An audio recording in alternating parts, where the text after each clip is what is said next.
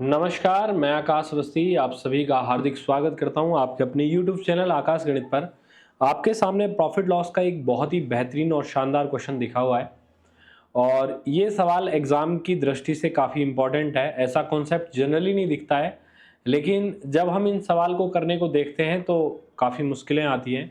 वैसे ये IACR technician 2022 में आया हुआ सवाल है, तो प्रीवियस ईयर में आए हुए सवाल काफ़ी इंपॉर्टेंट होते हैं। तो चलिए हम इस सवाल को कैसे करेंगे वो हमें देखना है। सवाल पहले एक बार पढ़ते हैं पूरी तरीके से। कहा हुआ है कि अमूल्य sells 16.3% part of his goods at 30% profit and 75% of the remaining goods at 16% profit and the remaining goods at 40% loss. If his profit is if profit in this whole transaction is 558, then find the cost price of his goods, ऐसा आपसे पूछ रहा है। तो ये सवाल आपको दिया हुआ है कि कॉस्ट प्राइस पूरे माल का कितना है वो आपसे पूछना चाह रहा है। देखो इसने माल को टुकड़ों में बेचा है, तो पहले टुकड़ों में जो जो प्रॉफिट लिया है उसको कलेक्ट करके हमें ओवरऑल कितना परसेंट प्रॉफिट गेन किया है वो हमें निकालना होगा। जैसे हमने अपने माल का 2/3 पार्ट, कितना पार्ट है 16 2/3% का मतलब है 2/3 पार्ट, तो 2/3 पार्ट को इसने 30% प्रॉफिट पे बेचा है। तो बेसिकली पूरे भाग का 30% हिस्सा, पूरे भाग के 2/3 का 30% हिस्सा इधर मिला और कह रहा है कि शेष माल का 75% और कह रहा है कि and 75% of the remaining goods. अब 2/3 पार्ट ये हो गया, तो रिमेनिंग जो पार्ट है वो 1/3 है और इसका भी 75% हिस्सा, इसका भी 75% यानी कि इसका भी 3/4 उसने 16% प्रॉफिट पर बेचा है। 16% प्रॉफिट पर बेचा है।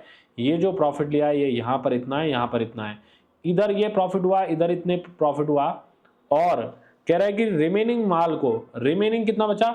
अब देखो 2/3 का इधर आ गया और 1/3 पार्ट का 75% इधर आ गया, तो 1/3 पार्ट का और 25% हिस्सा बचा हुआ है। या तो आप यूं कह देंगे कि 1/3 का 3/4 हिस्सा ये आ गया, तो 1/3 का 1/4 हिस्सा और बचा हुआ है। इसे 40% लॉस में बेचा है, तो 40% लॉस है, तो -40% इसको लिख सकते हैं। तो माइनस वाला साइन यहाँ लगा सकते हो आप।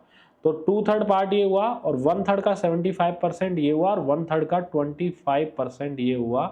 तो टोटल पार्ट 1/3 ये दोनों मिलाकर और 2/3 ये, कुल मिलाकर एक पार्ट पर कितना परसेंट प्रॉफिट या लॉस हुआ है वो हम x की वैल्यू कैलकुलेट करके निकालेंगे। ठीक है, तो अब इसको सॉल्व करते हैं। जैसे इसको सॉल्व करने पर कैंसिल आउट करता हूं मैं, तो ये 3 से कैंसिल होगा 10 बार, तो 20% तो ये वैल्यू आ जाएगी। अच्छा, इसको हम 75/100 लिख सकते हैं परसेंटेज हटा के यहाँ से, और 25 से 3 बार, 3 से 4 बार काटेंगे तो 3 से ये हिस्सा कट जाएगा और 4 से 4% ये हिस्सा वैल्यू निकल के आएगी। और 25% यहाँ पर 1/4 लिखा जा सकता है, 1/4 लिखा जा सकता है। तो 4 से ये वैल्यू कट जाएगी 10%, तो 10% अपॉन 3 ये हो जाएगा।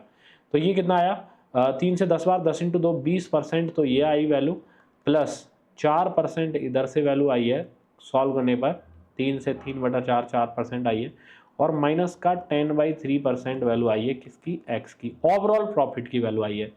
तो ये 24 में से और 10/3 माइनस करेंगे, तो 24 में से 10/3 माइनस करेंगे, ऐसे 24 माइनस 10/3, तो ये 72 माइनस 10 62/3% ओवरऑल प्रॉफिट या लॉस हुआ होगा। ये हमारे पास में वैल्यू निकल के आई है ओवरऑल प्रॉफिट परसेंट की। ठीक है, यहां ये वैल्यू निकालना इंपॉर्टेंट है और इसी तरीके से ये सबसे आसान पड़ेगा, बाकी सारे मेथड यहां पर लेंदी है। अब आप क्या कहोगे कि यार अगर मैं मान लो कि 100 रुपये में कोई चीज़ खरीदता तो मुझे प्रॉफिट मिलता 62/3 रुपीज़ का, क्योंकि 62/3% का प्रॉफिट है। या फिर इनको हम रेशो में लें तो हम कहेंगे कि 300 का जो माल है वो 62 प्रॉफिट के साथ बेचा गया होगा, लेकिन प्रॉफिट तो कितना लिया है इसने 552, ये यहाँ पर वैल्यू हमको दी हुई है 558, तो ये वैल्यू 558 यूनिट है। तो कॉस्ट प्राइस इसने 300 की वैल्यू पूछ रहा है, तो 62 की वैल्यू ये 9 टाइम्स है। देखो 9 गुणा 6 करने पर 54, प्लस 9 दूनी 18 का एक हासिल आएगी तो 558 आएगी। तो 9 गुना करने पर 2700 रुपये इसका कॉस्ट प्राइस होना चाहिए। तो 2700 यानी कि सी ऑप्शन इसका करेक्ट आंसर आएगा और यही उत्तर इसका है। पेपर की दृष्टि से काफ़ी इंपॉर्टेंट था, मैंने बड़े आराम से और अच्छे से समझाने की कोशिश की है। वीडियो अगर आपको पसंद आती है तो ज़रूर कमेंट करके मुझे बताएं और इसी तरीके की सीरीज़ आपको आगे चलाई जाए इसके बारे में मुझे सूचित करें। धन्यवाद।